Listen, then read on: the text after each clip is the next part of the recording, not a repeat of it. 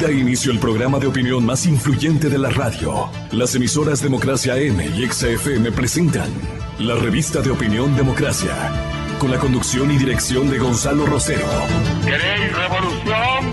Hacedla primero dentro de buenas almas. Este Ecuador amazónico, desde siempre y hasta siempre. ¡Viva la patria! Sin atiranarse, sin amilanarse. Nos maquillaron los datos, se los llevaron todo. La revista de opinión Democracia, los temas realmente relevantes, analizados con la visión crítica del periodismo libre. Da inicio la revista de opinión Democracia, el programa en el que usted cree. Comenzamos. Gonzalo Rosero, credibilidad incuestionable.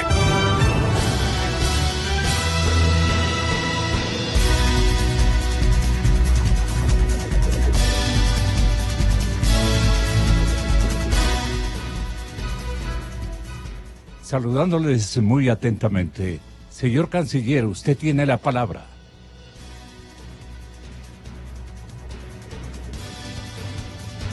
El Canciller Valencia ha manifestado que Ecuador ya no va a participar en la Alianza Bolivariana para los Pueblos de nuestra América. Estalva que inventaron. Señor excontralor, bienvenido, muy buenos días. Indistintamente estoy comenzando a saludar a todo el estamento invitado, a la gente y compañeros que nos acompañan. Acaba de llegar Alfredo Corral, el gran ciudadano azuayo, excontralor general del Estado, porque vamos a topar un tema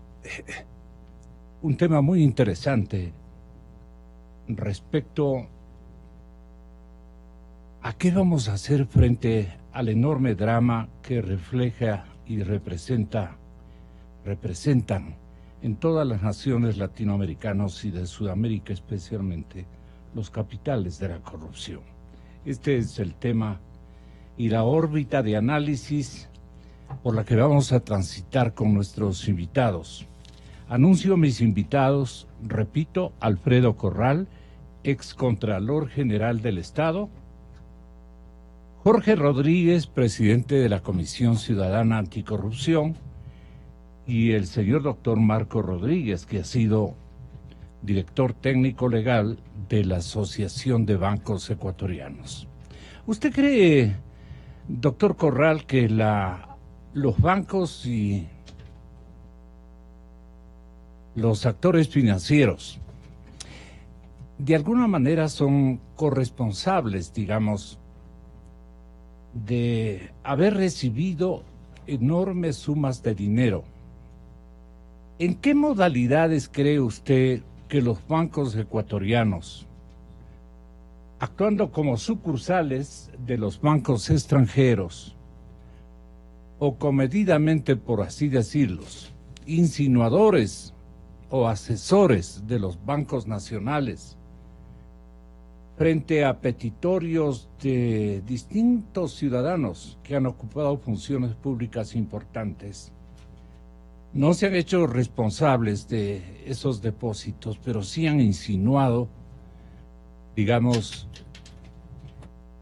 el envío de esos capitales mal habidos, mal rescatados, a otros paraísos fiscales o territorios seguramente permisivos para ellos, pero naturalmente de enorme responsabilidad ética para los bancos ecuatorianos.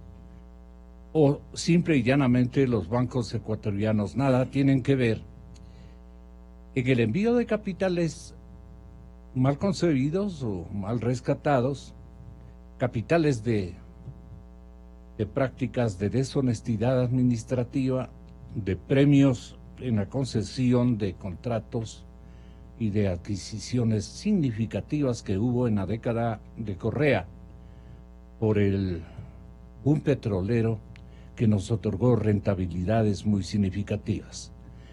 ¿Tendrá la Contraloría General del Estado razón de estos capitales? ¿Tendrá un listado? ¿Tendrá para ofrecer a quienes ahora ejercitan investigación, Fiscalía General y organismos de control adicionales, la misma Contraloría? ¿Tendrá en este momento información estratégica como para que este objetivo de buscar los capitales que nos sirvan para nuestro desarrollo y frente a la pobreza generalizada de la hacienda pública puedan, digamos, ayudarnos a salir de esta debacle económica? Le hago muy larga la pregunta, como siempre, doctor Alfredo, pero quería sintonizar y atrapar la atención de los ciudadanos bajo esta circunstancia. Ya está con nosotros también el doctor Marco Rodríguez. Bienvenido, doctor. Excontralor, un honor tenerlo acá. Muchas gracias, Gonzalo. Un saludo al doctor Rodríguez, al economista Rodríguez, que también entiendo que va a participar en este panel. Muchas gracias por la invitación. Usted ha mencionado a la década de Correa. Lamentablemente para el país, aquella década fue la más nefasta en toda su historia. Desde la fundación de la República del Ecuador hasta cuando terminó el gobierno de Correa, no ha existido un gobierno más perjudicial y nefasto para los intereses de nuestro pueblo como fue el que presidió el economista Rafael Vicente Correa Delgado. Y no lo digo ahora, lo he dicho siempre, usted es testigo. En todas las veces que ha tenido la amabilidad de invitarme a este programa y en otros medios de comunicación colectiva, aun cuando estaba gobernando el dictador Correa, yo siempre manifesté con argumentos sólidos de carácter jurídico especialmente y en base a los hechos que ocurrían, la nefasta actuación de ese gobierno propiciando la corrupción. Recordemos simplemente, porque la memoria es frágil y vale la pena recordar, y el mismo presidente Correa decía, prohibido olvidar que desde el primer día de su gobierno ni siquiera juró defender y respetar la Constitución de la República y declaró mediante decretos de emergencia todo el ámbito de contratación pública de emergencia, como si hubiera ocurrido la catástrofe más espantosa en nuestro país, en régimen de excepción, para contratar a dedo inmediatamente, sin someterse a proceso licitatorio ni concursal alguno, toda la contratación petrolera, la contratación en temas de salud, de educación, de vivienda, de vialidad, etcétera. Contratar al instante, eliminó los requisitos de informes previos que tenían que emitir Contraloría y Procuraduría, que tenían un término de apenas 15 días para hacerlo, porque esos 15 días le estorbaban para poder contratar inmediatamente y, como se dice vulgarmente, a dedo, toda la obra pública nacional. Y recordamos también que, habiendo tenido los más ingentes recursos en la historia del país, como son aproximadamente 300.000 millones de dólares por el alto precio del barril del petróleo, fue el régimen que más endeudamiento tuvo de carácter internacional, un endeudamiento público demencial, por encima de nuestras capacidades y posibilidades económicas. Más de 70.000 millones de dólares en deuda pública, y que para hacerlo violó las leyes, porque había una ley, el Código Orgánico de Planificación y Finanzas, que establecía como tope o como límite máximo de endeudamiento el 40% del PIB. Pues él dictó un decreto ejecutivo el 1218, mediante el cual ordenó que no se contabilicen como deuda pública una serie de deudas que había contraído o que quería contraer, y en esa forma violó la ley mediante un decreto ejecutivo para endeudar al país en una forma arbitraria, terriblemente perjudicial y demencial.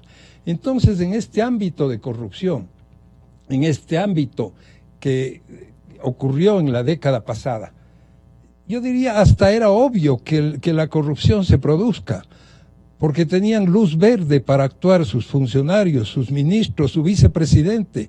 Tenemos a un vicepresidente preso, con sentencia de primera instancia, condenado a 6 años de prisión y a devolver, si no me equivoco, 13 millones de dólares. Y usted ha topado el tema de la devolución de los dineros de la corrupción.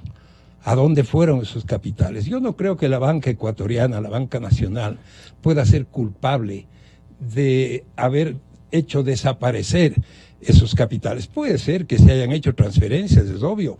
En la banca también hay sus normas y reglas en las que tiene que el depositante declarar de dónde provienen sus ingresos, su dinero, etcétera, etcétera.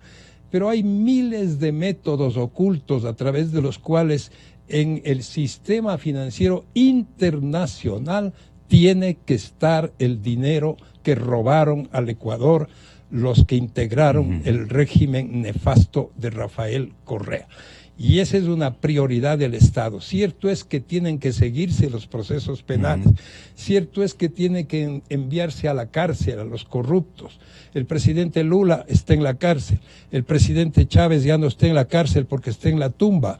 El presidente Correa, que era el trío del famoso socialismo del siglo XXI, quienes se reunieron en Manaos para tratar el tema de Odebrecht y después de ello entregar libremente la contratación a esta compañía en Ecuador, el presidente Correa está absolutamente... ¿De quién era el libreto, doctor Alfredo Corral?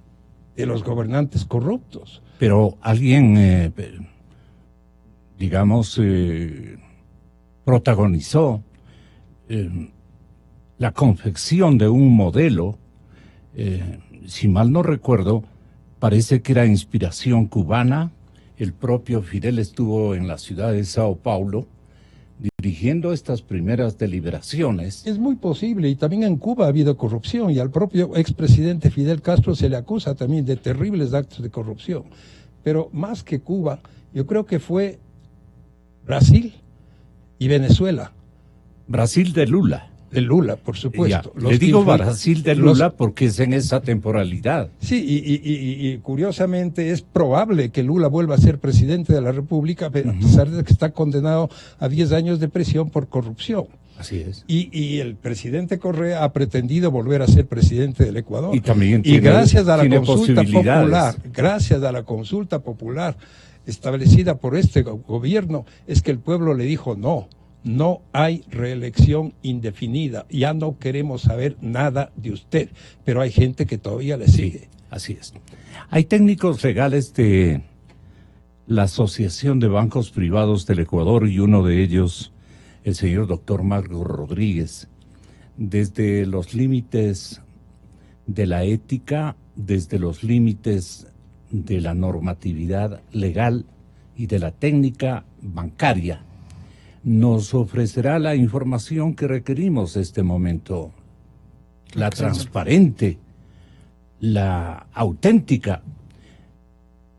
¿Usted no cree que los bancos ecuatorianos de alguna manera fueron también dispositivos asesores para mucha gente, para un universo de ladrones que aprovecharon de comisiones y de premios en contratación pública y en otro tipo de adquisiciones internacionales en la época en que el Ecuador, para sus presupuestos convencionales, pasó por un momento de liquidez, pero impresionantemente grande? Coincidencia maldada para el país, pero fabulosa para la administración Correa, que entró en un proceso de corrupción generalizada. Se repartían premios, se repartían áreas de contratación, y de eso ya hemos sido testigos. Este momento están sin sanción, doctor. ¿La Asociación de Bancos tiene qué tipo de responsabilidades éticas Y si yo estoy equivocado, tenga la bondad de reprenderme. Muchas gracias, Gonzalo. Muy buenos días, doctor Corral, economista Rodríguez, muy buenos días. Frontalmente, Gonzalo, no. La banca privada del Ecuador ha venido colaborando con las autoridades en la detección y en los reportes correspondientes para la detección de los capitales mal habidos, a los cuales muy bien ha hecho referencia el doctor Corral, no de ahora, no de los últimos 5 años.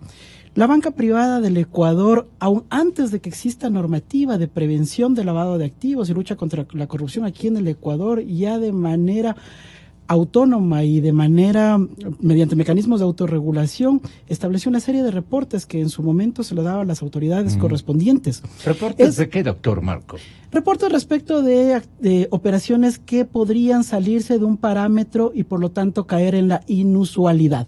Todos estos reportes se envían y se enviaban en su momento a la unidad de análisis financiero y recordemos que es gracias a estos reportes históricos que mantiene la unidad de análisis financiero que la actual administración de la unidad ha logrado determinar y establecer determinadas acciones en contra de funcionarios que, como mencionaba bien el doctor Corral, están cumpliendo penas o están siendo objeto de juicios. Es decir, la banca ha cumplido sus obligaciones legales en la medida de realizar estos reportes, informar a las autoridades, pero su función llega hasta allí, hasta reportar, informar y alertar de inusualidades que está mirando. ¿Qué tipo de alertas conoce la Superintendencia de Bancos y los organismos de control, en este caso la Contraloría General del Estado, que han estado reposando, contribuyendo a una actitud cómplice, si cabe el término, en épocas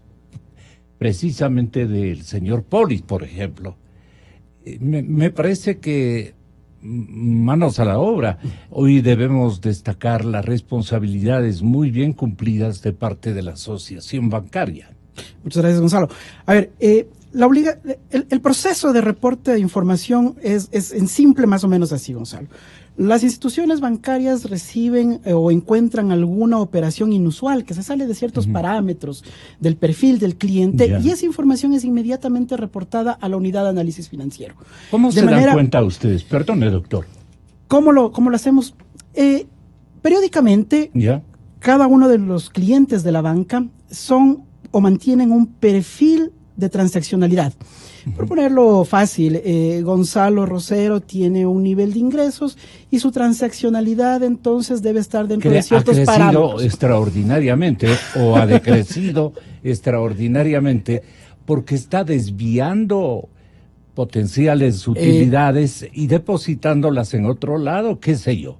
Esos informes tienen o obtienen ustedes por seguimiento regular, convencional, por seguimiento regular internamente. Y estos reportes se envían a la unidad de análisis financiero. Si la unidad de análisis financiero considera que efectivamente estas operaciones son inusuales, junta la información con toda la del sistema y la reporta o la entrega a la Fiscalía General del Estado y eventualmente, según entiendo, a otros organismos que tienen que ver con operaciones de control.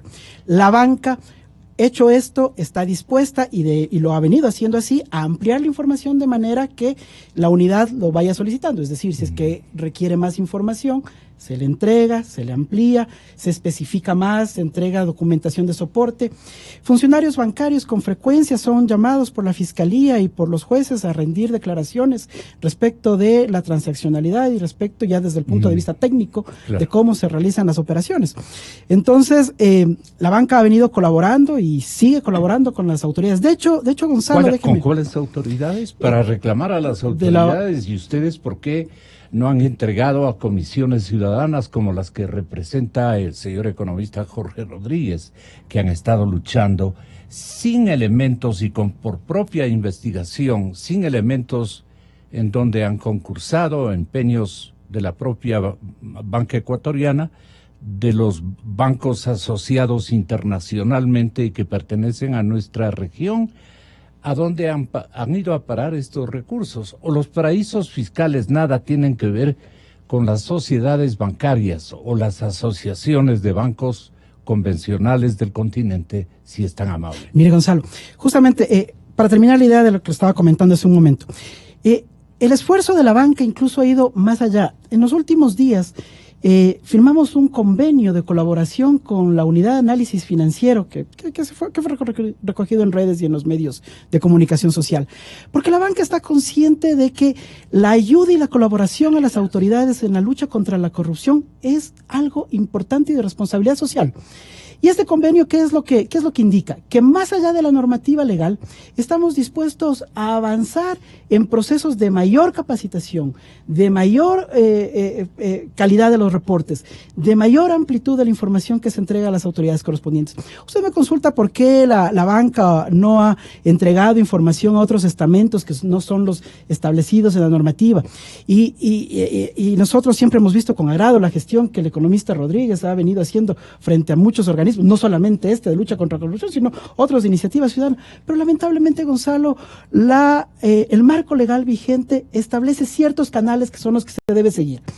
Y esos canales uno espera siempre que sean los que funcionen adecuadamente. Exactamente. Entonces, pero, si el marco legal... Esos canales o ese marco legal, de alguna manera ha sido construido por los mismos indelicados, por no decir por los mismos rateros de un gobierno que se caracterizó. Y que ahora se está desmontando y se está retomando el cauce. ¿Cuál era el cauce normal antes? Lo que está haciendo la actual administración, tomar esos informes. La administración Correa para impedir que la Asociación de Bancos y otros organismos de control incidan en el conocimiento de qué hacían con la plata los rateros de los capitales que pertenecen en este momento y tanta falta le están haciendo al pueblo ecuatoriano. Bueno, hay una aclaración, ¿no? La Asociación de Bancos no es la que reporta, sino cada institución bancaria. ¿Qué es lo que pasó? La banca reporta a la Unidad de Análisis Financiero y es la Unidad de Análisis Financiero la que toma la decisión de iniciar los procesos. Hemos visto una diferencia entre la administración anterior y la actual. La administración actual, tan pronto recibe los informes, ha iniciado una serie de acciones.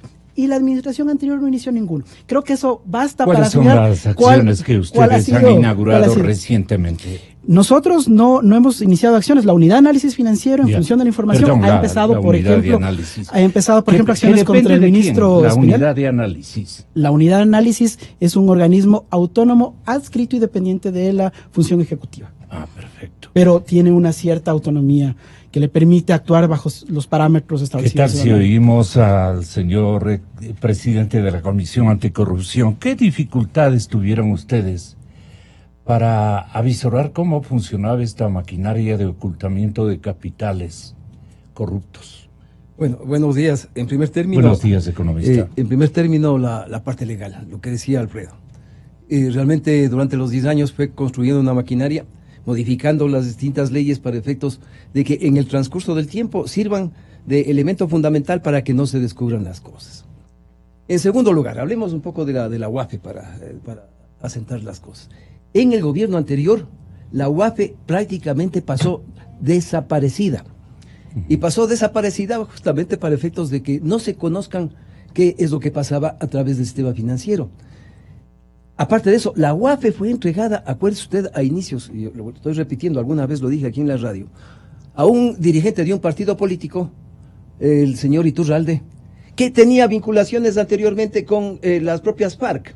Si es que el gobierno anterior recibió plata de las FARC, era lógico que le pongan ahí a alguien que tenía cierto tipo de contubernio para efectos de que no aparezcan los datos de la financiación de la campaña de Alianza País en los años de inicio de ese gobierno.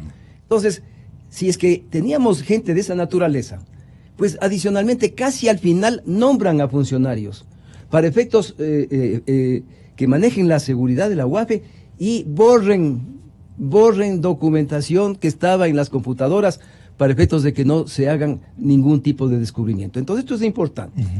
La UAFE, como muy bien dice mi tocayo Rodríguez, en definitiva, hoy vemos una operación absolutamente diferente.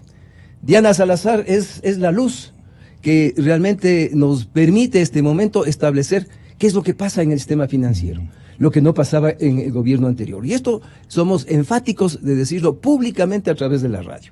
¿Qué tipo de dificultades ha tenido Diana para establecer claridad en el túnel del misterio de los capitales foráneos en manos de de paraísos fiscales. Me hace decir algo que lógicamente también tiene que ver con la operación de la actual administración.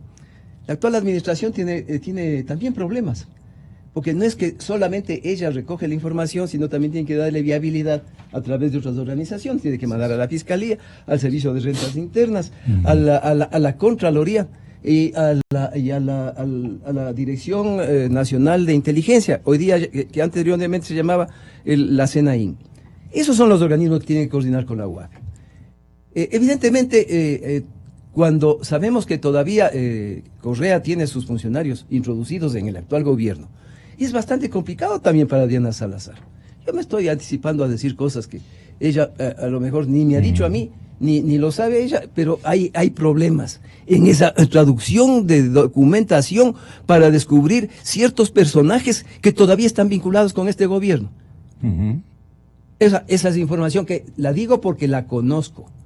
Es decir, no estoy inventándome ni estoy imaginando. Yo no imagino cosas. Yo digo lo que sucede realmente. Entonces, realmente, si bien hay cambios importantísimos hechos por Lenín Moreno, incluso en la propia CENAIN, hoy Dirección de Inteligencia, hoy tenemos gente también transparente que no está dedicada a perseguir al Gonzalo Rosero ni al Jorge Rodríguez, que esto es importante. Claro. Ya no están haciendo ese monitoreo a los teléfonos, en donde le habían tomado fotografías hasta a mi perro.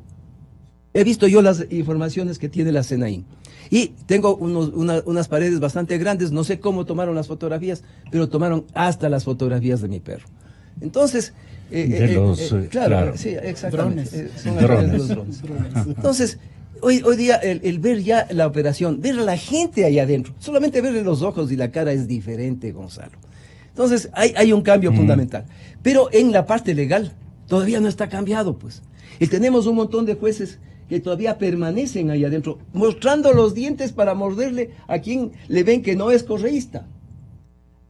Jueces que posiblemente tienen que ser cortados, decapitados en los próximos días por el Consejo de la Judicatura. Estamos llenos de una justicia corrupta, en donde hay jueces absolutamente transparentes, honestos, que se desesperan viendo cómo sus compañeros abusan justamente de ese patrimonio que tienen de impartir justicia, entre comillas. Diana Salazar nos comentaba en la ocasión que estuvo recientemente con nosotros de que ella estaba liderando, digamos, cambios fundamentales al código. Así es.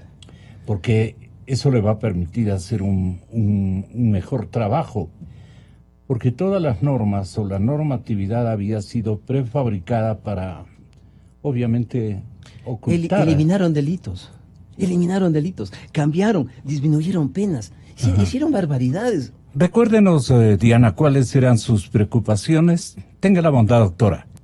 Se ha venido trabajando en un paquete de reformas al Código Orgánico Integral Penal que ayuden a fortalecer estas medidas de incautación. Es decir, una vez que la Unidad de Análisis Financiero y Económico ha remitido el reporte de operaciones inusuales e injustificadas a la Fiscalía General del Estado, se tenga la posibilidad, en fase de investigación previa, de solicitar estas medidas de inmovilización, de cuentas, de bienes. ¿Para qué? Para que no ocurra lo que ahora nos estamos viendo. Hoy por hoy, nosotros tenemos una figura que se llama las órdenes especiales, en donde existe la posibilidad de que el titular de la acción penal pueda solicitar estas órdenes especiales de inmovilización temporales para que no ocurra lo que hoy estamos viendo. Porque resulta que cuando se están iniciando las investigaciones por lavado de activos, las personas no se quedan a responder ante la justicia, sino que simplemente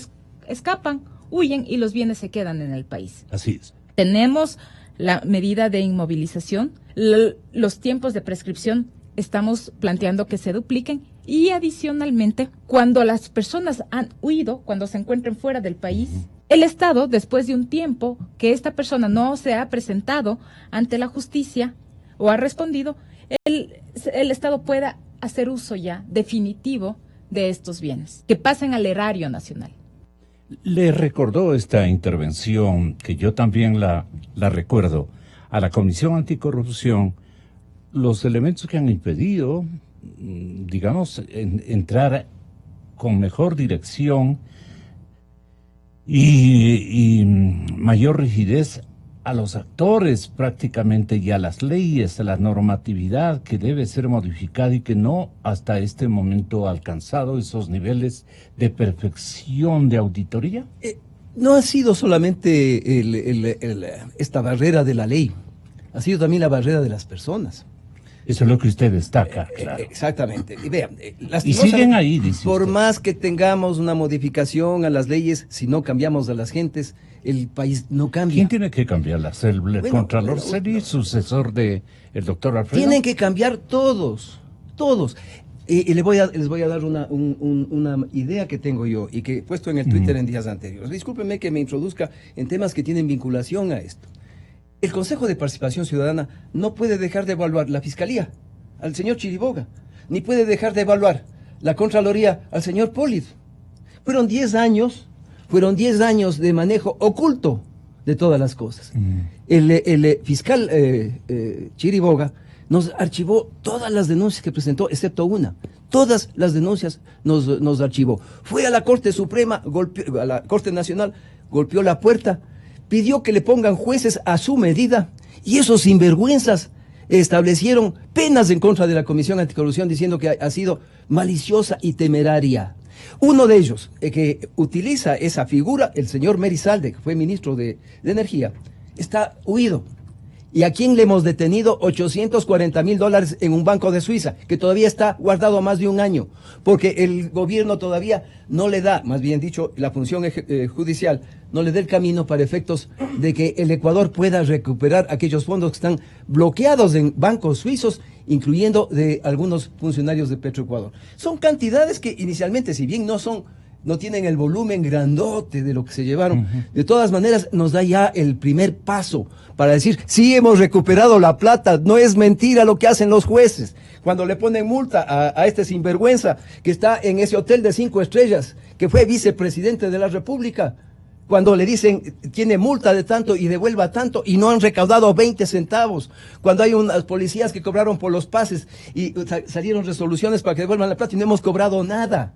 En definitiva, vivimos una mentira grandotota que a veces nos hace que perdamos las esperanzas en un país que tiene que hacer cosas con mayor profundidad para efectos de cambiar la moral y la ética públicas. Tenemos que pensar que los que van a ser nombrados no vayan a oler los calcetines al doctor Trujillo para efectos de que les nombre, aunque sea temporalmente, en los puestos, sino que escojamos gente que tenga transparencia en el transcurso del tiempo. Eso no nos está pasando todavía, mi querido Gonzalo. Los técnicos de la Asociación de Bancos Privados Ecuatorianos han logrado establecer y han contribuido por lo menos a ubicar escenarios donde están los capitales de la corrupción ecuatoriana, con alguna ayuda, digamos, a la Contraloría General del Estado, a las superintendencias de bancos, al ámbito de la Fiscalía, o los de la Fiscalía han sido los primeros en hacerse los otros. Son estas las burocracias que permanecen intocadas, escondiendo precisamente los reportes que deberían estar en conocimiento de las autoridades de control y fiscalización. Le hago una interrupción chiquita. Y desde luego. La Superintendencia de Bancos tiene guardado informes del Banco Capital. Ustedes no dicen nada también de los bancos que no cumplen con los requisitos. Ustedes deberían definitivamente establecer cierto tipo de normas, cierto tipo de declaraciones que defienda a los bancos honestos que sí existen en el país. Aquí están pasando cosas feas, ocultadas por la Superintendencia de Bancos. Y les digo, hay 3 casos que tienen que ser verificados por el actual superintendente. Veamos a este señor que acaban de nombrarle como transitorio, que tiene que tomar acciones con respecto ¿A quién se refiere? Me refiero al Banco Capital y a todo el entorno de los bancos. ¿A cuál superintendente? Al actual, al de bancos. Ya. Sí, Gonzalo, muchas gracias. Dos temas. Primero, empezar por lo final, la mención del economista Rodríguez. Banco Capital no es miembro de la Asociación de Bancos desde hace muchos años y la asociación mantiene estrictos parámetros de afiliación de los bancos miembros de la asociación. Tal vez recelos tiene la Asociación de Bancos en cuanto a la institución Banco Capital. Banco Capital no es miembro de la asociación desde hace algunos años. ¿Y por qué se separó? Una decisión del banco hace ¿Quiénes son los años. Accionistas de ese banco? Es misterioso el asunto. Desconozco actualmente la ¿Cómo información. la va a saber usted? La información societaria de cada institución es reservada, como saben aquí. Claro, pero ¿quiénes colegas eran abogados entonces, mientras fueron miembros de la asociación, quiénes eran los dueños de los capitales que configuraron el Banco Capital? Gonzalo, entiendo que tenía unos inversionistas nacionales, pero en este punto quisiera pasar a referirme a lo que usted preguntó, Gonzalo, sobre qué ha hecho la asociación y los informes. Sí. Los informes que genera la banca privada para efectos de la lucha contra la corrupción a la Unidad de Análisis Financiero son muy amplios y muy ricos en la transaccionalidad, los montos, los depositantes, los que realizan el depósito, los que reciben los depósitos, y toda esta información de manera sistematizada es entregada a la Unidad de Análisis Financiero. Ahí hay un cúmulo de indicios, entonces. Exactamente, y la unidad es en base a esta información tan rica que le entrega la banca, que ha logrado realizar estos análisis a los que mencionaba el economista Rodríguez en este mismo momento, y en base a esto es que ha logrado mantener unos casos muy fuertes en los delitos que ha logrado ya presentarse como acusadora particular. Fíjese usted, esta es la fortaleza de estos informes, es lo que le ha permitido a la doctora Salazar el mantener y en sostener las acciones que como acusadora particular mantiene contra, por ejemplo, el ministro Espinel, por ejemplo, y de esta manera evitar la penosa situación que pasó con el economista Rodríguez y los demás miembros de la Comisión Anticorrupción, que jueces vayan a salir con la novedad de que esta denuncia es maliciosa y temeraria. Entonces la doctora Salazar se ha apoyado mucho en información que entrega el sistema financiero, y esta información es la que le permite avanzar en los análisis. Respecto de las operaciones que en el exterior pasa con estos fondos, ya la banca nacional no tiene control. Pero tiene banca offshore. Sí, ¿pero tiene qué? Tienen banca offshore, tienen banca afuera. Actualmente ya los bancos no tienen banca offshore. Los bancos locales no tienen banca offshore. Los bancos que están en el exterior son bancos de licencia local en los países en donde están. Sí, pero hablemos del Austrobank, está en Panamá. Pero son bancos con licencia local en Panamá. Por eso ¿Y los que están en Londres? No hay bancos locales que tengan presencia en Londres. Pero hay en otros países. ¿En cuáles, doctor? ¿Qué conozca usted? Bueno, la banca nacional, ratificando que no tiene banca offshore, tiene algunas relaciones con bancos en Panamá, en Colombia, en Perú, en España. La internacionalización de la banca ecuatoriana, luego post-crisis y olvidándonos de todo ese penoso capítulo de la historia ecuatoriana, ha venido haciendo muchos esfuerzos para internacionalizarse. Y existe hoy, yo creo que con un gran esfuerzo, bancos ecuatorianos que mantienen posiciones en Perú, por ejemplo, con un banco que tiene oficinas en Perú, otro que tiene oficinas en Colombia, oficinas en España, con grandes esfuerzos. Nada que ver con esta opacidad de los capitales, de los paraísos fiscales que unos sí, otros no. Unos sí, otros no. ¿Cuáles tienen opacidad según la Comisión Anticorrupción? Espere, tenga paciencia. Ya estamos caminando. Por lo pronto, yo lo que puedo afirmar con mucha certeza es que la banca ecuatoriana cumple las normas legales, locales e internacionales, y sus capitales de ninguna manera son opacos. ¿Hasta dónde puede acceder la Contraloría General del Estado en estos menesteres de seguimiento, excontralor Corral? La Contraloría tiene sus facultades constitucionales y legales, pero obviamente tiene las mismas limitaciones que todas las entidades públicas del Ecuador. La legislación. Hay disposiciones legales, como ha dicho el economista Rodríguez, y valga la oportunidad para volver a felicitar a él y a la Comisión de Control Cívico de la Corrupción. ¿A quién felicita, doctor? Al economista Jorge Rodríguez. Ya. Aquí presente, presidente de la Comisión de Control Cívico de la Corrupción, por la labor que han desempeñado y que vienen desempeñando en este combate a la corrupción, especialmente de la década correísta. La unidad de Diana Salazar también. Por cierto, que está llevando a cabo una labor meritoria, valiente e importantísima para tratar de descubrir dónde están los capitales mal habidos, los capitales que los corruptos funcionarios del gobierno de Correa robaron al pueblo ecuatoriano. Tal vez solamente con estableciendo los itinerarios que cumplieron durante una década los aviones presidenciales, convocando la Contraloría General del Estado, o la Fiscalía más bien dicho, a los pilotos de las aeronaves que en solitario volaban hasta países árabes y otros detrás incluso de la antes denominada cortina de hierro, un funcionario de alto nivel que hoy anda al lado, o andaba al lado, o está andando al lado del expresidente Correa, voló en uno de esos aviones a Bielorrusia, por ejemplo. Mire usted, ese es un país que podría haber captado capitales prohibidos. Ese es uno de los temas que está investigando Contraloría, el uso de los aviones presidenciales. Pero está investigando. Es muy probable que a través de este medio se haya llevado dinero robado en el Ecuador al exterior. ¿En estos aviones? En esos aviones. No sé si los pilotos lo sabrán. Tampoco creo que los pilotos tengan conocimiento absoluto de todo lo que los pasajeros llevaban y hacían. Es posible que sí, es posible que no. Yo digo, está bien las reformas que se quieren implementar en el sistema legal ecuatoriano, como por ejemplo una ley de extinción del derecho de dominio, que se releve de la responsabilidad penal que tiene un contratista del Estado si es que denuncia que pagó sobornos o coimas a alguna entidad pública, etcétera, etcétera. Pero la ley de extinción del derecho de dominio obviamente se refiere a bienes existentes en el Ecuador.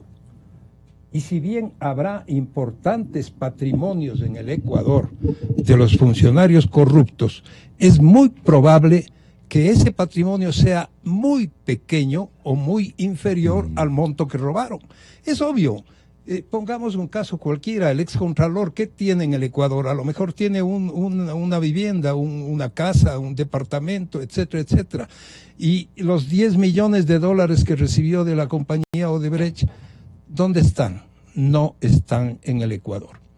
Por otro lado, es muy difícil que un contratista que ha pagado un soborno o una coima para obtener un contrato delate y revele que fue adjudicatario de ese contrato en base a una entrega de dinero a los funcionarios corruptos. Es muy difícil que esto ocurra, por más que se le exima de la responsabilidad penal que tiene por ser copartícipe del delito. Yo he dicho varias veces y vuelvo a insistir hoy, se puede implementar una reforma muy simple al Código Orgánico Integral Penal, que consista en que todos los sancionados por delitos cometidos en contra de la administración pública, como son cohecho, concusión, enriquecimiento ilícito, peculado, etcétera, etcétera, mientras no devuelvan los recursos económicos que robaron, no salgan de la cárcel. Que no se extinga la pena privativa de la libertad por más que se haya cumplido el tiempo establecido en la pena, mientras no devuelvan los capitales que robaron.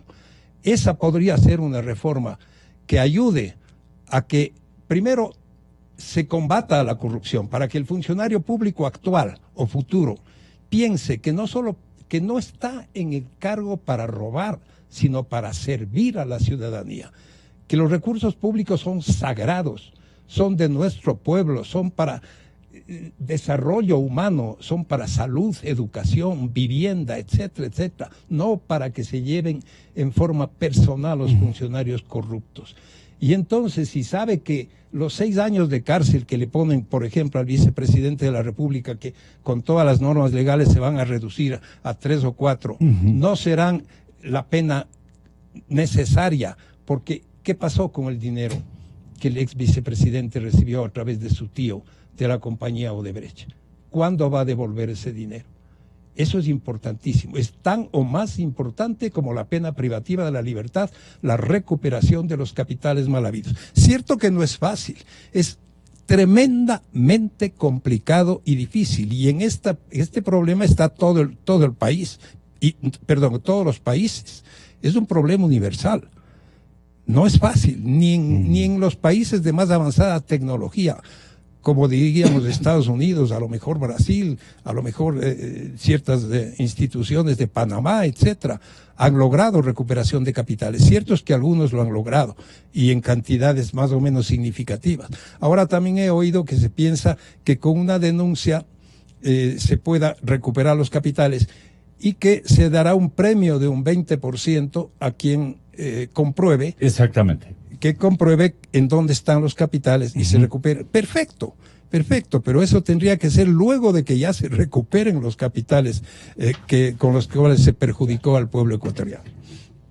Y volvemos a recordar, porque prohibido olvidar, claro, ¿quién protegió a todos los corruptos de la década correísta? El propio presidente Correa. Pero está repitiendo usted un eslogan de Correa. Pero precisamente por eso, ¿quién organizó un homenaje al primo Pedro Delgado? ¿Quién el propio Correa. ¿Quién le fue a visitar? Sí, recuerda a la gente Carrión. Neciamente ciega. ¿Quién dictó un indulto a Buñay por un peculado de $800,000 sin que devuelva un solo centavo? Así es, doctor. ¿Quién le dijo a Carlos Pareja y a Anzueli, tranquilo, ándate del país, yo te protejo? Así es.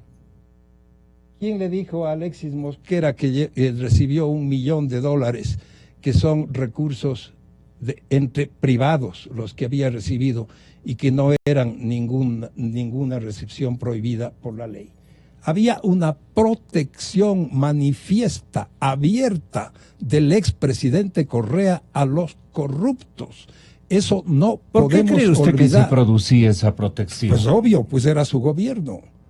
Era su gobierno y no quería que se descubra ningún hecho delictivo. Pero él que había repartía ocurrido como premios esos capitales. Yo no sé si repartía o no como premios, pero él abrió las puertas para que haya corrupción. Él dio luz verde para que se cometan los delitos. Pues.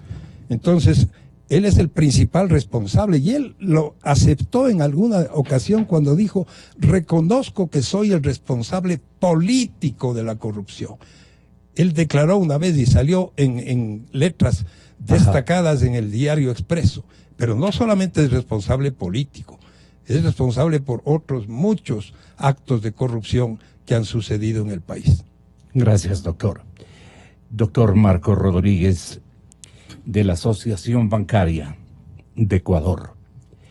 El presidente Moreno ha anunciado este 21 de agosto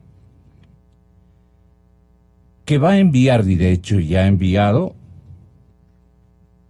proyectos de ley para combatir la corrupción y para la protección de los denunciantes.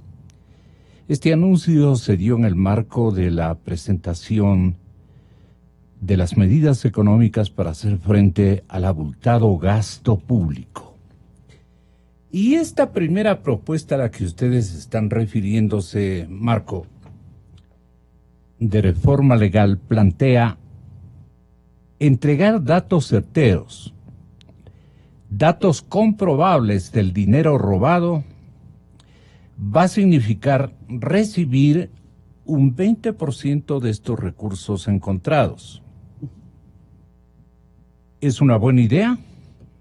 ¿Va a tener una productividad, por así decirlo, o un aliento de denuncia, o una tentación para poder hacer, de alguna manera, paralelas aseveraciones que lleven a las autoridades de control, especialmente a los fiscales, que están allí también sentados en los procesos indagatorios? Haga caso a la denuncia del señor presidente de la Comisión Anticorrupción. Si no sacamos a esa gente, yo creo que nunca vamos a conocer nada. Sí, Gonzalo, entiendo que en otros países medidas como las que se están tomando o proponiendo en este futuro proyecto de ley han sido efectivas para la lucha contra la corrupción. Efectivamente, de lo que conozco ya en el ámbito legal, algunos países que han implementado estas iniciativas y que se las conocen en el entorno mundial. ¿Podemos conocer los nombres de los países que ¿Han hecho que retornen esos capitales robados en base a estos premios? Conozco que Argentina tiene una ley o proyecto de ley en ese sentido dentro de un paquete. Colombia, por ejemplo, y Colombia la tiene desde hace mucho tiempo, no solamente en el marco de lucha contra la corrupción, sino para otro tipo de delitos, inclusive. Algunos estados. Pero en Colombia les pagan más a los que mantienen el secreto. Desde el ámbito legal me parece que es una gran medida que puede coadyuvar a la lucha contra la corrupción. Sí, pero es una buena idea. Por supuesto que sí, por supuesto. Ahora el gobierno actual, doctor Rodríguez, ha manifestado que ya se han encontrado determinados capitales y saben los nombres de los bancos, pero claro, no saben los beneficiarios potenciales de esos vueltos o de esos depósitos, no sé cómo expresarme técnicamente. Uh-huh. A ver, como mencionaba el economista Rodríguez, una de las cosas que el gobierno está llevando adelante, la unidad de análisis financiero, incluso a la doctora Salazar le he escuchado, es encontrar los mecanismos legales para recuperar estos recursos. Buscando esa normatividad. Exactamente, eso tiene que ver más con procesos e iniciativas legales que le permitan encontrar los mecanismos para la repatriación. En la parte de la banca, la información sobre transacciones y operaciones están en manos de la unidad de análisis financiero, y la unidad de análisis financiero es efectivamente por esta razón. Ustedes como técnicos de la banca virtuosa de ecuatoriana, ¿qué sugerencia pueden darle a la unidad UAFE? Bueno, el trabajo con la unidad de análisis financiero en la última administración, Gonzalo, ha sido muy estrecho y muy enriquecedor, porque hemos logrado establecer procesos y encontrar los nudos que han venido impidiendo un trabajo más fluido. Por ejemplo, el convenio que suscribimos hace un par de semanas, hace una semana, establece unos talleres de trabajo que le permitan a la unidad el ser más específica y más clara en pedidos de información al sistema financiero. Por ponerle un ejemplo, y esto sin saber por qué se hacía antes y por qué ahora no se lo va a hacer así. Antes se limitaba a un pedido de información bastante amplia, papeles, abundante data física. En lo que hemos acordado ahora con la unidad de análisis financiero es una entrega de información digital, en línea, rápida, eficiente y con el apoyo no solamente de los técnicos propios de la unidad de análisis financiero, sino también con el apoyo de los técnicos bancarios que pueden explicar incluso las transacciones que están siendo reportadas a la unidad para que pueda hacer de mejor y más eficiente y rápidamente su trabajo. Jorge Rodríguez, ¿qué quiere agregar a esto? Tal vez algo que...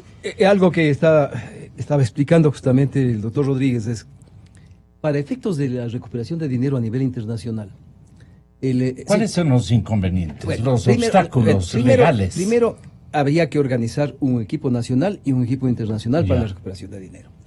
En el equipo nacional tenía que estar la Procuraduría obligatoriamente, tenía que estar la Fiscalía, tenía que estar la UAFE y tenía que estar la Dirección Nacional de Inteligencia.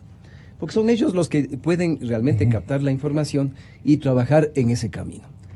Una vez que se establezca ese grupo de trabajo, tenían que obtener qué es lo que iban a investigar. Es decir, más bien dicho, hacia qué sector se van a obtener la recuperación del dinero. Porque usted comprenderá que en los actos de corrupción hay carne y hay hueso. Claro. Hay casos que son demasiado chiquitos, bastante complicados, que no vale la pena perder el tiempo. Había que escogiendo, porque ya tenemos toda la información. En donde podemos decir, escojamos, por ejemplo... ¿Ustedes tienen tanta información como con los cuadernos argentinos? Sin la especificación tan precisa, ¿no? Porque ahí establecen fechas, establecen cantidades, establecen personas, pero en cambio conocemos contratos, sabemos valores, sabemos hacia dónde se fue. Entonces, es cuestión de ir agrupando. Decimos, tenemos que establecer, primero es una estrategia de planificación. ¿Qué es lo que queremos verificar? ¿En dónde hubieron los mayores atracos? En el sector eléctrico y en el sector petrolero. Cogido los dos sectores, ¿cuáles son los proyectos, los megaproyectos que se dieron a dedo? cuáles son los proyectos en donde existen cierto tipo de indicios de responsabilidad o existen acciones iniciadas a través de la Fiscalía para efectos de verificar las sanciones a quienes participaron en esos contratos, porque ahí hay dinero. Hay que hacer la lista. Dentro de eso es qué dijeron los papeles de Panamá, porque en los papeles de Panamá tenemos una información valiosísima que incluso ha sido desechada, incluso fue archivada por el señor Orlando, que era director del Servicio de Rentas anteriormente, cuando nosotros presentamos una denuncia en un solo proyecto, el de Toachi Pilatón, son 33.8 millones de dólares que se llevaron en esa contratación pública. Y eso está facilito. Entonces, hay casos en donde la carne se encuentra bastante en vitrina, resplandeciendo ahí. Nos está indicando en dónde está realmente el balón. Una vez que se establece cuáles son las prioridades en cuanto a la investigación, a la vez tienen que paralelamente ir organizando un team internacional. Y afuera tienen que estar, lo que dice el doctor Rodríguez de los bancos, necesitamos afuera estudios jurídicos que tengan experiencia en la legislación de cada país. Porque no es lo mismo pedirle a Antigua, a Bahamas, a Panamá o a Suiza. Cada cual tiene su legislación, entonces se necesitan abogados con una experiencia en la parte de recuperaciones. Tenemos ese género de abogados que sean buenos asesores para esconder o para descubrir, porque son dos cosas diferentes. El presidente de la República ha estado muy preocupado en este tema. Incluso obtuvo la última información que envía el embajador del Ecuador en Washington. Él manda también ya uno de los estudios jurídicos más importantes de recuperación de dinero, que sabe de la materia. Hay otros que... Le preguntó al señor vicepresidente a dónde puedo apelar, seguramente al vicepresidente norteamericano. Eso no conozco. La misma doctora Salazar sabe de estudios jurídicos a nivel internacional. El procurador general, a pesar de estar pocos días, conoce de ese tema. Entonces, en esas condiciones, él a nivel internacional, pero no solamente necesita abogados, necesita investigadores. Hay empresas de investigadores muy potentes, muy poderosas, incluso que tienen contratos con el propio Departamento de Justicia de los Estados Unidos. Y aparte de eso, necesitan los auditores forenses. Son equipos, o sea, no es tan fácil. No es cuestión de mañana decir yo le contrato a esta compañía y traigamos los capitales. Esto hay que hacerlo de manera muy profesional, muy profunda. Y le digo un asunto. En el primer año es posible que podamos tener una recuperación, digamos, de 50 a 100 millones de dólares.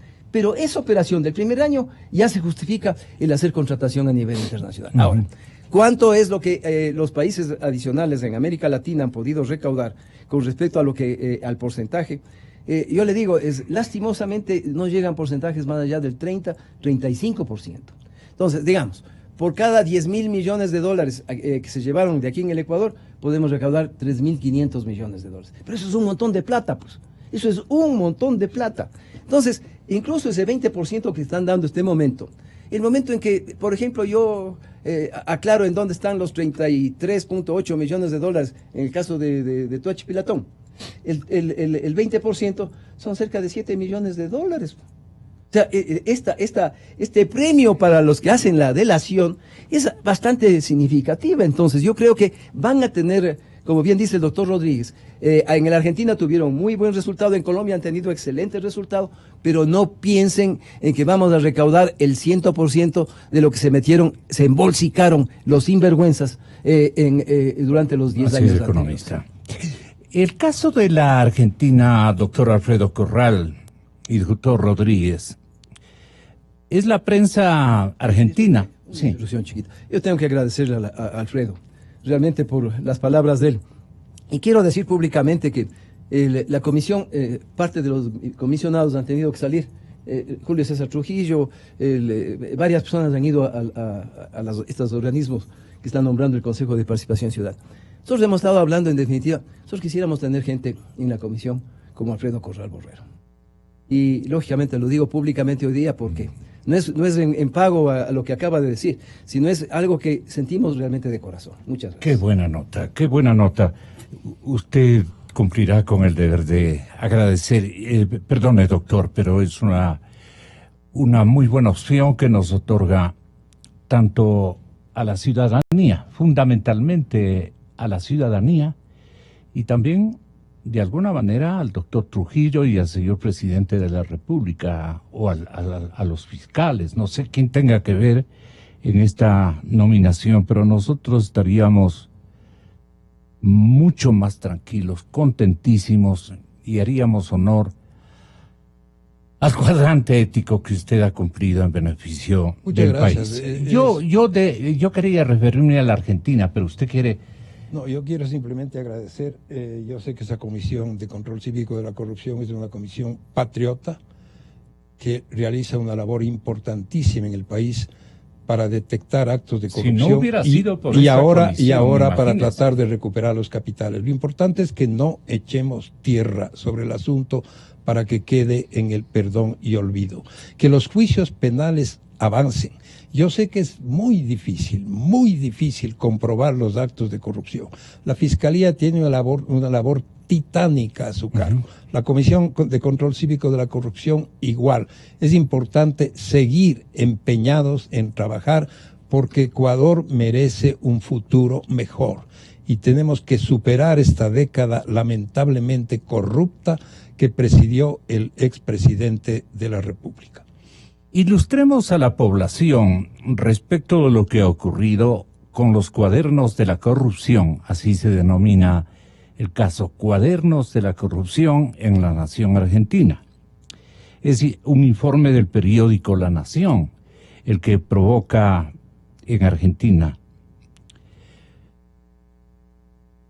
un informante como Óscar Centeno, chofer de Roberto Barata, número 2 del ex ministro de Planificación Julio De Vido, que apuntaba meticulosamente este chofer en cuadernos de recolección de dinero y que presuntamente se entregaban a los esposos Kirchner. He escuchado la afición, el goce, la alegría que sentía el Kirchner, el desaparecido dueño o representante de los monumentos que siguen todavía algunos de ellos exhibiéndose en el Ecuador, que él era contentísimo con las cajas fuertes, le entusiasmaba les golpeaba en las puertas a las bodegas de dinero que reunieron la pareja de los Kirchner. Entonces, en los cuadernos... Bóvedas, perdón. Los cuadernos de la corrupción. El informe del periódico La Nación de Argentina y el chofer de nombre Óscar Centeno hicieron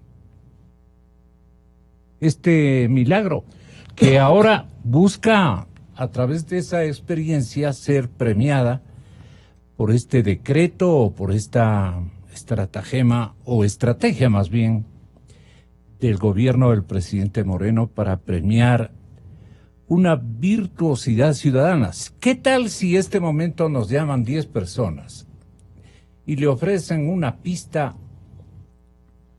a la Comisión Anticorrupción, le ofrecen una pista a la misma asociación de bancos, donde podrían estar dineros mal habidos?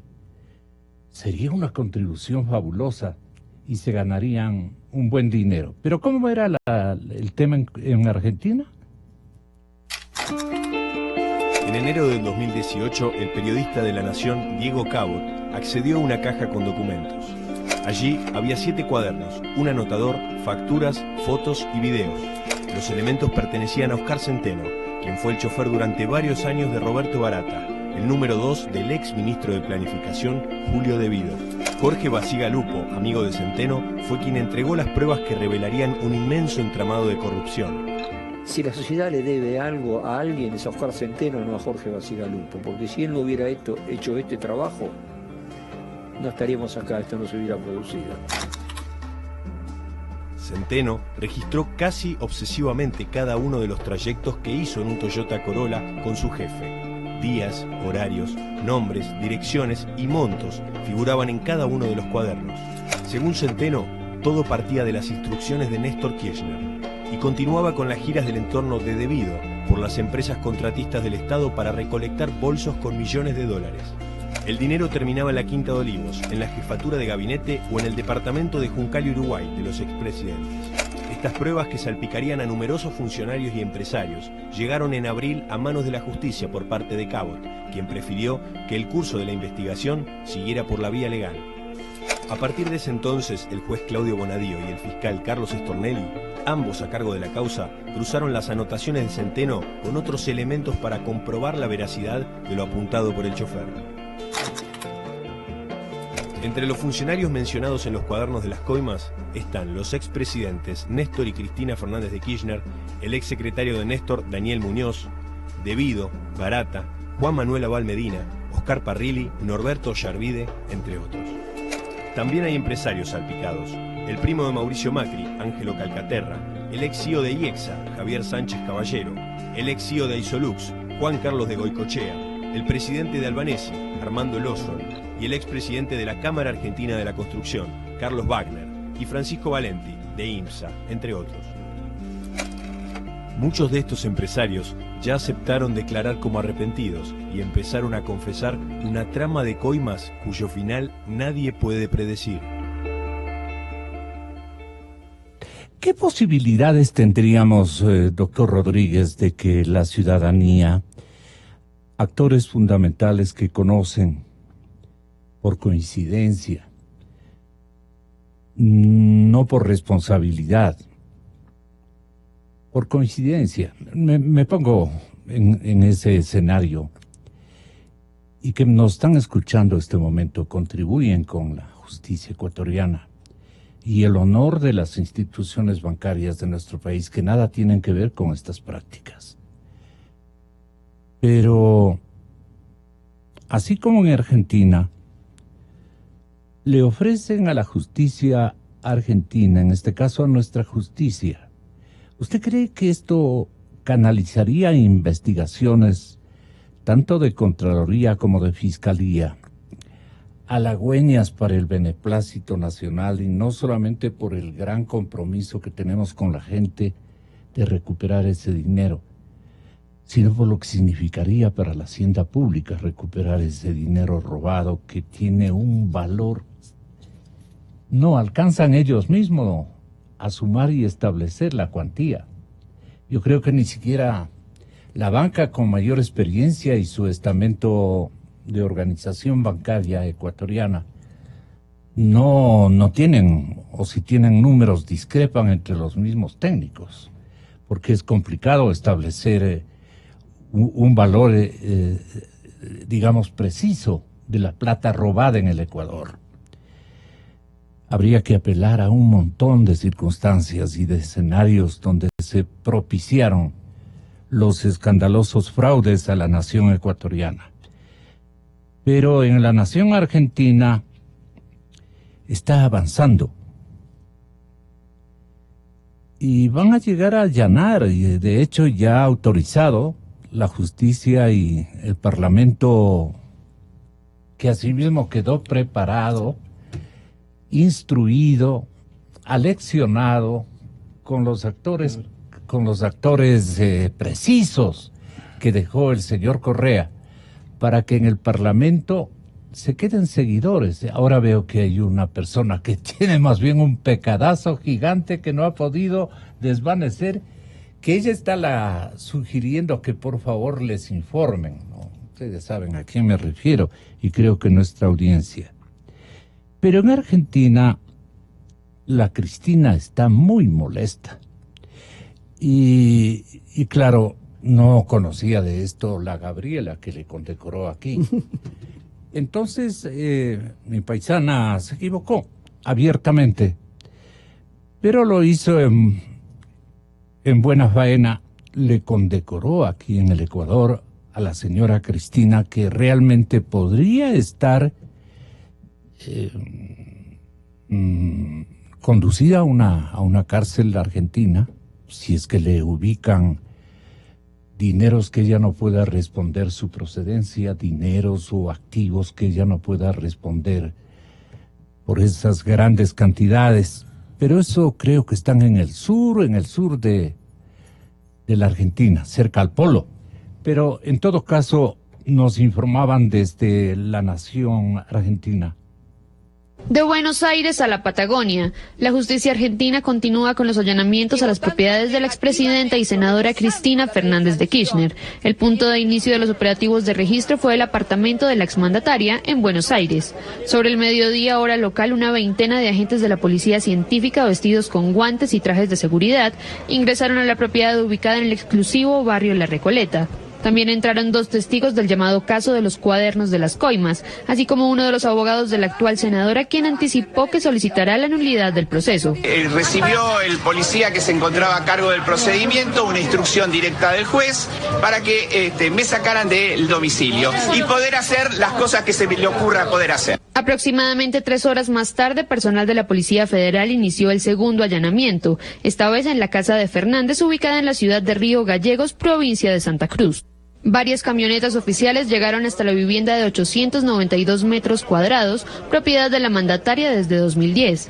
Los operativos se producen menos de 24 horas después de que el Congreso argentino aprobara por unanimidad la solicitud presentada por el juez Claudio Bonadío para allanar 3 residencias de Cristina Fernández, protegida por el fuero parlamentario. Marco Rodríguez, ¿podríamos hacer una cosa similar aquí, con algunos insumos que pueden estar en manos de la Comisión Anticorrupción o del mismo organismo que asocia a la banca virtuosa de nuestro país? Fíjese, Gonzalo, es precisamente la riqueza de los informes que traslada la banca a los organismos competentes lo que ha permitido que en los últimos meses, como he dicho hace un momento, se lleven adelante los procesos. Esos informes son muy bien elaborados, son sólidos y son los que permiten llevar adelante estos procesos. Y efectivamente, en la medida en que estos informes, esta suerte de que la legislación permita fortalecer más estos informes, se va a poder avanzar más. Es decir, a lo que voy, para el caso de la actividad bancaria, no es necesario un aliciente o cosa parecida como lo que se está proponiendo para los denunciantes, ¿no? La actividad bancaria... Ya ganan bastante. Ya la actividad bancaria, el sistema bancario ha venido colaborando y colabora permanentemente. Gonzalo, la fuerza de los controles que tiene internamente la banca actualmente en el país ha permitido que hoy ya delincuentes que han cometido estos ilícitos, que están siendo investigados, no usen al sistema bancario para estos delitos. No usen el sistema bancario. Los reportes que envía a la unidad han permitido que la unidad lleve adelante las investigaciones. Y estos delincuentes ya saben que no pueden ir a través del sistema bancario. Nacional. Nacional, por supuesto. Sí. Y por eso es que van a través de otras actividades y usan el sistema internacional para estos delitos, no a la banca nacional. Entonces, Gonzalo, creo que la banca local, la Asociación de Bancos, ha venido cumpliendo bastante adecuadamente sus obligaciones y continúa cumpliendo. Reitero, Gonzalo, aunque suene reiterativo, hemos ido más allá. Firmamos un convenio con la Unidad de Análisis Financiero para fortalecer esta colaboración, para avanzar más en este trabajo. Eso es lo que le puedo comentar, Gonzalo, sobre esto. Muchas gracias, Marco. Doctor Alfredo Corral, para el gobierno descubrir esos recursos es una verdadera prioridad.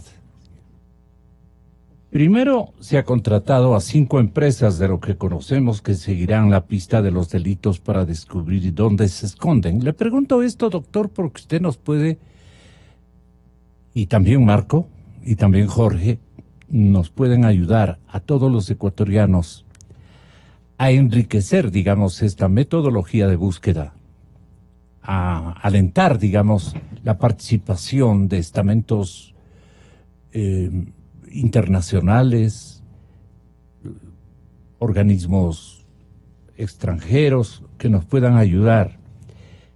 No se ha hecho público el nombre de las compañías y tampoco hasta cuándo se hará ese trabajo.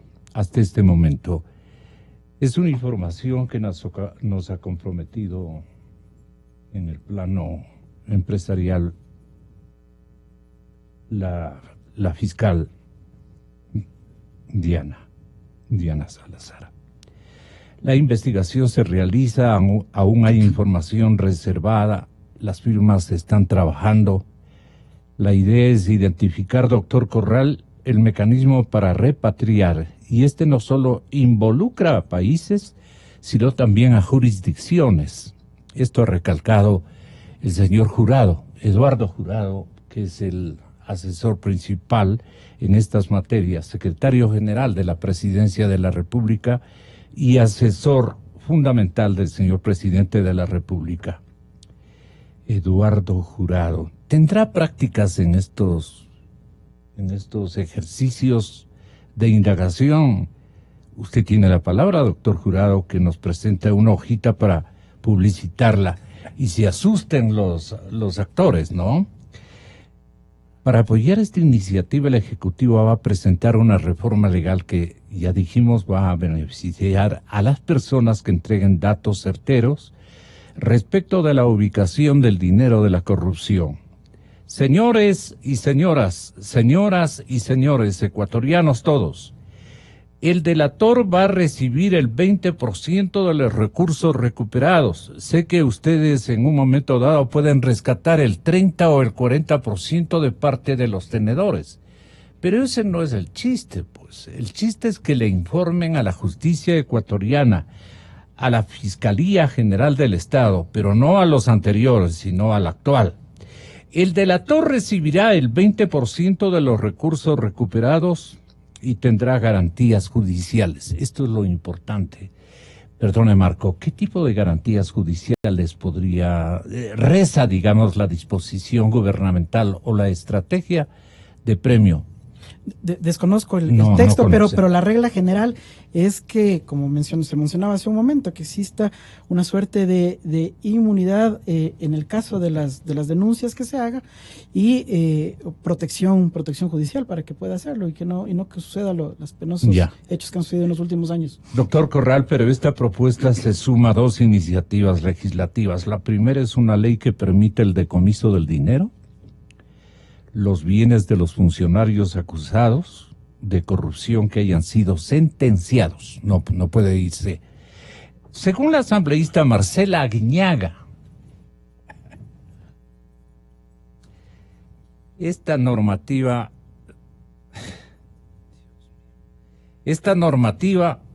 permitirá a las autoridades judiciales. ¿Ustedes recuerdan el nombre de ese legislador por Galápagos? Ángel Vilema, sí. Ángel Vilema. ¿Sí recuerda, asambleísta Marcela Aguiñaga? ¿A Ángel Vilema? Bueno, según la asambleísta Aguiñaga, esta normativa permitirá a las autoridades judiciales emprender de mejor manera la recuperación de esos capitales. La norma aún debe ser tratada por el Ejecutivo. La segunda propuesta es de la presidenta de la Asamblea, Elizabeth Cabezas, doctor, quien presentó un proyecto para que la ciudadanía se involucre en esta investigación de los casos de corrupción. Recuperar lo robado es una necesidad, una exigencia de toda la población, doctor. Eso lo sabemos, lo percibimos. El proyecto va a empezarse a debatir, creo que el 29 de este mes, ya mismo. Otro punto de la lucha contra la corrupción es la prohibición de realizar contratos bajo la figura de régimen especial de entidades públicas, doctor Corral. El presidente Moreno develó que en los últimos 6 años del gobierno anterior se contrató a dedo, sin un proceso competitivo, 18,000 millones, lo que ocasionó un perjuicio de al menos 1.400 millones. Pero del año 2012 al 2017. Porque hay que considerar también desde el año que accedió al poder el gobierno anterior. Con ese dinero se pudo haber construido Las 100.000 casas que comprometió en campaña el señor presidente Moreno, o 10 buenos hospitales en cualquiera de los rincones de nuestro país que tanto necesitan. Y por eso se dispuso a los funcionarios públicos que se restrinja la contratación directa o el uso de régimen especial. De no acatarlo serán destituidos o despedidos inmediatamente, así reza el decreto. En este tema, la Comisión de Régimen Económico de la Asamblea discute una reforma a la Ley de Contratación Pública. Y ahí está el señor Pavel Muñoz. Pavel Muñoz en esa comisión. Es presidente de la mesa legislativa y ha destacado que los cambios se centran en agilizar procesos de compras públicas y establecer mayores controles, a la hora que se acuerda el Pavel. Un paso importante, él era director de planificación y sabía de todos los proyectos porque les convalidaba con un buen certificado de buen comportamiento a futuro. ¿Qué pasa? No nos hemos olvidado, pues, Pavelito. No sé cómo le traten en casa con cariño. Un paso importante se dio con la aprobación de la Asamblea del informe previo a la Contraloría para contrataciones. Ahora se espera la respuesta del Ejecutivo para saber montos y para conocer de casos. Doctor, le encargo a usted. Gracias. Se ha mencionado muchos temas. Primero lo de Argentina. La expresidenta Cristina Kirchner debe estar en la cárcel y toda su fortuna debe estar confiscada por el gobierno argentino. Su esposo, que reposa en una tumba, por eso no está en la cárcel, tiene aquí un monumento en UNASUR, en el edificio de UNASUR, que el señor presidente de la República debe retirarlo, porque es una vergüenza que en un edificio no solamente del Estado ecuatoriano, sino de un organismo internacional, esté un monumento de un expresidente corrupto que se aprovechó de los dineros públicos en beneficio personal. Ya el señor alcalde de Quito entiendo que ha retirado el monumento que había a Néstor Kirchner en algún lugar de la ciudad. En la Plaza Argentina. Exactamente. Igual debe hacerse en el edificio de UNASUR antes de que el pueblo ecuatoriano vaya y derroque ese monumento. Con Roque estamos poniéndonos de acuerdo. Hay muchas, antes que la Comisión de Control Cívico de la Corrupción vaya al edificio de UNASUR y derroque ese documento, ese monumento. El poder del dinero es inmenso. Y yo diría, el poder de la corrupción es inmenso. Y los corruptos aparecen como angelitos, como que no han cometido delito alguno, como que jamás han perjudicado al Estado ecuatoriano y en consecuencia hacen todo lo posible y lo imposible por evitar que se descubran los hechos de corrupción. Nuestro sistema judicial exige que para ejecutar una sentencia deba estar ejecutoriada, que hayan pasado todos los trámites y los recursos legales para que entonces la sentencia esté en firme y consecuentemente ahí se pueda intentar la recuperación de los capitales. Por ejemplo, el caso del señor Glass está condenado a 6 años de prisión y a devolver 16 millones de dólares. Pero en este momento el Estado ecuatoriano no puede recuperar esos 16 millones de dólares porque no hay todavía sentencia ejecutoriada. Y eso ocurre en muchísimos casos de corrupción, especialmente en los últimos relacionados con la compañía Odebrecht. Creo que el caso del señor Polis, por ejemplo, tampoco está con sentencia ejecutoriada, el del señor Carlos Pareja lo mismo, etcétera, etcétera, etcétera. Entonces es la Fiscalía y la función judicial del Ecuador la que tiene que continuar con una labor inmensa, con una labor ética, con una labor legal, rechazando todos los argumentos y los mecanismos que utilizan los corruptos para tratar de quedar libres y de no devolver un solo centavo. Están muy bien los proyectos de reforma legal. Aquel que usted ha mencionado de que se ofrezca una recompensa parece que estamos en el régimen del oeste todavía, recompensa de tanto para quien entregue la cabeza o indique dónde está un prófugo tal. Bueno, para quien dé los datos verídicos y certeros que permitan la recuperación de un capital mal habido, que tenga un premio del 20%. Correcto, está muy bien esa reforma. Ojalá eso atraiga a la gente para que se pueda operar con ese mecanismo. También la extinción del derecho de dominio para que pueda el Estado hacerse cargo del patrimonio de los corruptos mediante la confiscación pertinente. Pero vuelvo a decir, eso ocurre con los bienes en el Ecuador. Pero si los bienes no están en el Ecuador, ¿cómo se puede recuperar el dinero?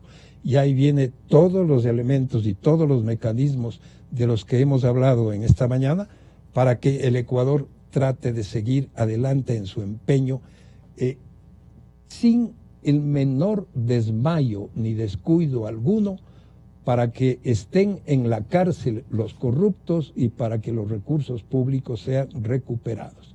Y vuelvo a mi propuesta, que en la cárcel permanezca el corrupto mientras no se devuelva lo robado.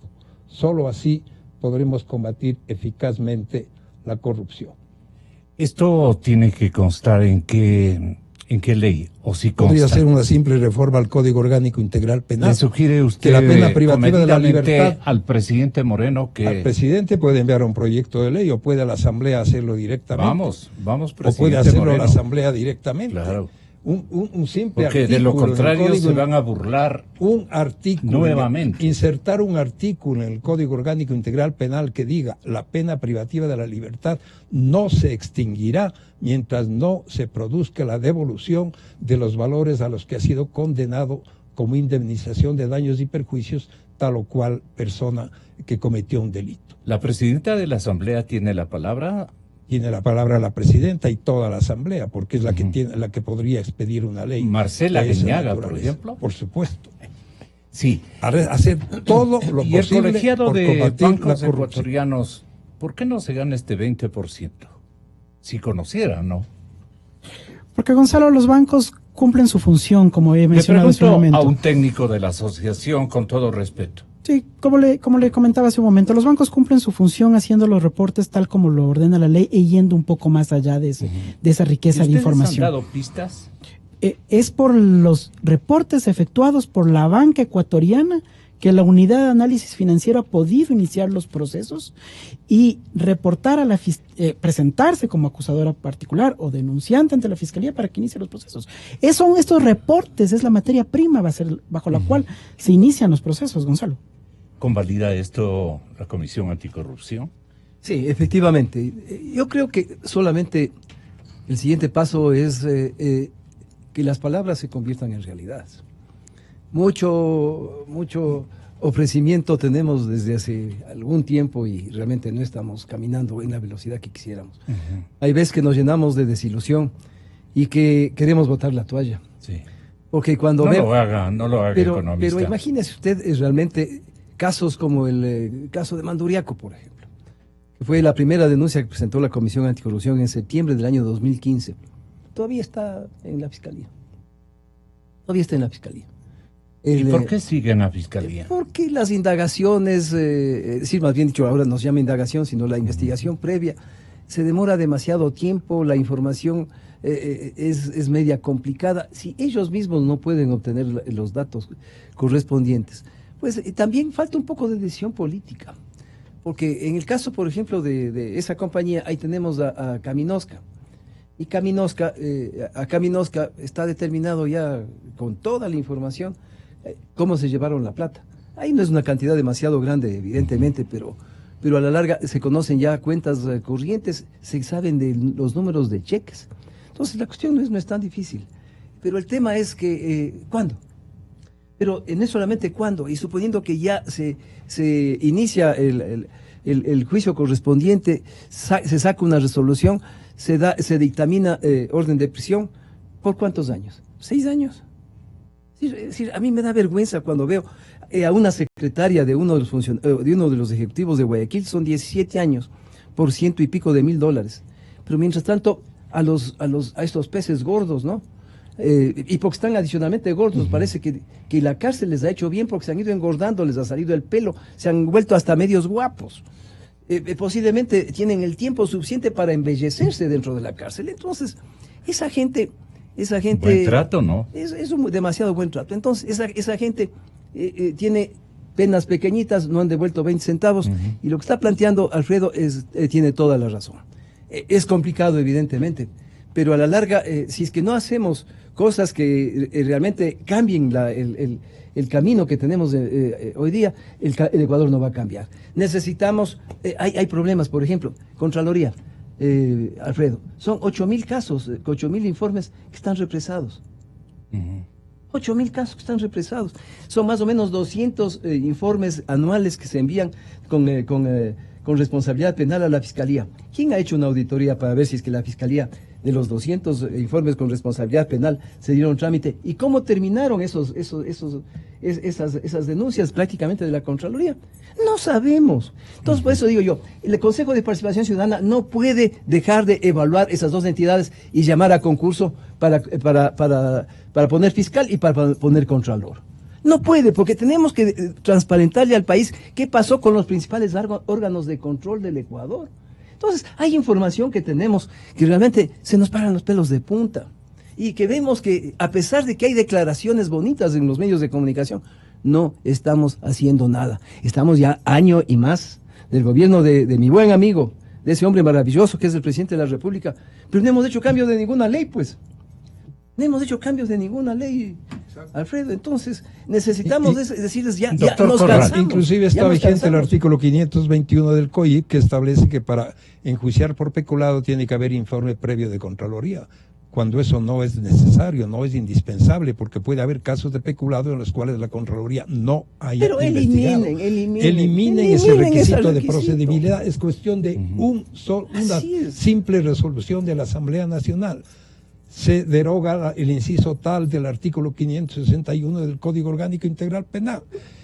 Volver a los informes previos que en algo ayudaban para que la contratación no sea a dedo. Ha dicho el presidente de la República que no habrá ahora contrataciones a dedo. Perfecto, porque las contrataciones a dedo fueron el origen de la mayor parte de los casos de corrupción, entre ellos los de Odebrecht. El señor presidente de la República ha dicho que quiere emplear cirugía mayor contra la corrupción. Perfecto, hágalo, presidente, hágalo. Pero no solo el Ejecutivo. Lo que pasa es que la sala de operación está ocupada por año y medio. Es igualito que lo que pasa en el Seguro Social. Usted va a pedir un turno, una operación, después de año y medio. Lo que pasa es eso, lo que nos está pasando ahorita. Estamos con la corrupción en la sala de espera del Seguro Social. Eso es todo.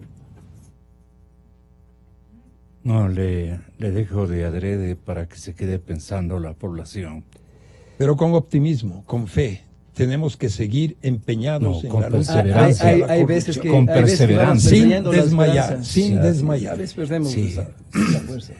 Como yo le he pedido a usted, sin amilanarse. Como decía Velasco Ibarra. Esa frase tiene usted que tenerla lista. Sin amilanarse. Ecuatorianas y ecuatorianos, tenemos que continuar en esta lucha.